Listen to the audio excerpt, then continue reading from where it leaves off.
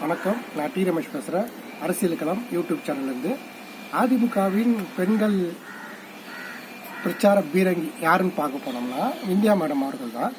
அவங்க பேசும்போது எப்படி பேசுகிறாங்கன்றதை எல்லாருக்குமே தெரியும். இப்போ களத்தில் வந்திருக்காங்க பிரச்சாரத்துக்கு.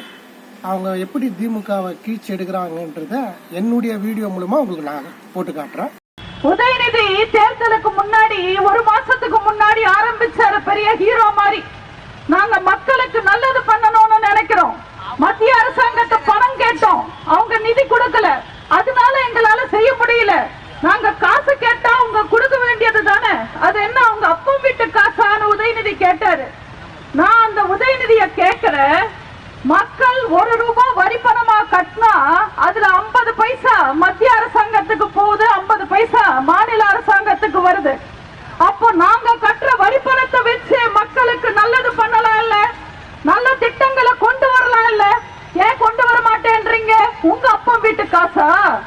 வெள்ளம் வந்தாலும் புயல் வந்தாலும் எந்த பிரச்சனை வந்தாலும் நாங்க 6000 தருவோம், 10,000 தருவோம், எல்லா ரேஷன் அட்டைக்கும் தருவோம்னு அறிவிச்சிடுறாங்க.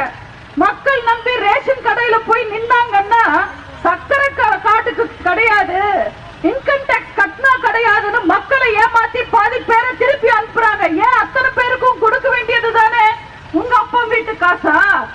தேர்தல் சமயத்துல எல்லா பெண்களுக்கும் 1000 ரூபாய் தரோன்னு சொல்லிட்டு தேர்தல் முடிஞ்சதுக்கு அப்புறம் தகுதியானவங்களுக்கு மட்டும் 1000 ரூபான்னு சொல்றாங்க.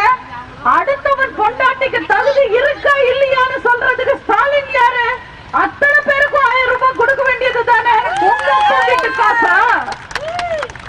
வெள்ளத்துல சேதம் அடைஞ்ச ஸ்கூலுக்கு 2 கோடி நிதி ஒதுக்கிட்டு ஃபார்முலா ரேஸ்க்கு 40 கோடி நிதி ஒதுக்குனாங்க. உங்க அப்பா வீட்டு காசா?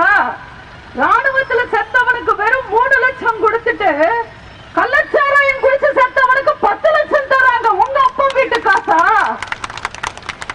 பெட்ரோல் விலையை குறைக்கிறோம், டீசல் விலையை குறைக்கிறோம்னு இன்னைக்கு பால் விலையை ஏற்றிட்டீங்க.